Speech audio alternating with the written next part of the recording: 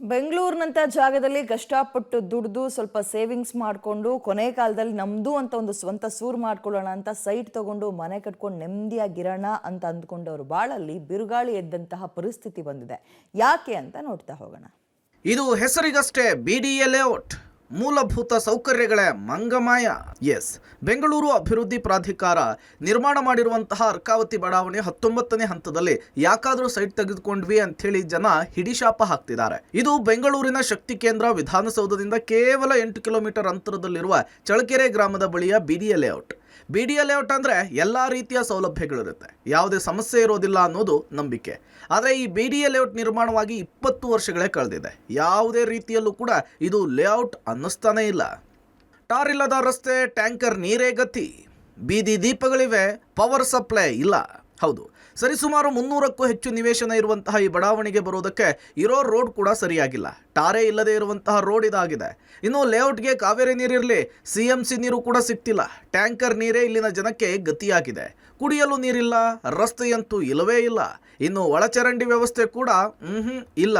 ಬೀದಿ ದೀಪಗಳೇನೋ ಇದೆ, ಆದರೆ ಪವರ್ ಇರೋಲ್ಲ ಅಂಥೇಳಿ ಇಲ್ಲಿನ ಜನ ತಮಗಾಗ್ತಾ ಇರುವ ಸಮಸ್ಯೆಗಳನ್ನು ಪಟ್ಟಿ ಮಾಡ್ತಿದ್ದಾರೆ ನೋಡಿ.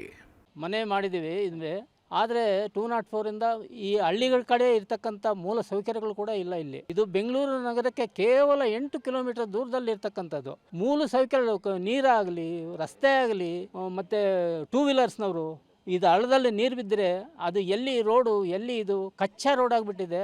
ಆ ಬೋರ್ವೆಲ್ಗಳು ಎಂದೂ ಯೂಸ್ ಆಗ್ತಾ ಇಲ್ಲ.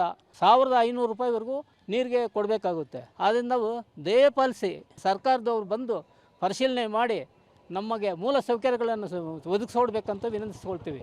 ನಾವು ಈ ಬಡಾವಣೆಯಲ್ಲಿ ಸುಮಾರು 2016ರಿಂದ ನಾವು ಇಲ್ಲಿದ್ದೀವಿ. ಸುಮಾರು ಜನ ಅಲಾಟಿಗಳು ಈ ಲೇಔಟ್ ಬಡಾವಣೆ ಎಲ್ಲ ನೋಡಿಕೊಂಡು ಯಾಕಪ್ಪ ಈ ಥರ ಇದೆ, ನಮ್ಗೆ ಯಾಕೆ ಬೇಕು ಈ ಲೇಔಟು, ಯಾಕೆ ಬೇಕು ಈ ಸೈಟ್ಗಳು ಅಂದ್ಬಿಟ್ಟು ಎಲ್ಲ ಮಾರ್ಕೊಂಡು ಹೋಗ್ತಾ ಇದ್ದಾರೆ. BDA ಪ್ರಾಪರ್ಟಿ ಅಂತ ಒಂದು ಹೆಸ್ರಿಗೆ ಮಾತ್ರ ಅಷ್ಟೇ. ಇಲ್ಲಿಂದ ನಮಗೆ ಸಿಟಿ ತುಂಬ ದೂರನೂ ಅಲ್ಲ, ಇಲ್ಲಿಂದ ವಿಧಾನಸೌಧ ತುಂಬ ದೂರನೂ ಅಲ್ಲ. ಇಲ್ಲಿಂದ ನಮಗೆ ರಿಂಗ್ ರೋಡು ಹತ್ರನೇ, ಬರೀ 1 ಕಿಲೋಮೀಟರ್ ಅಷ್ಟೇ ಇಲ್ಲಿಂದ ರಿಂಗ್ ರೋಡು. ಏನು ಸೌಲಭ್ಯಗಳು ಏನೂ ಇಲ್ಲ.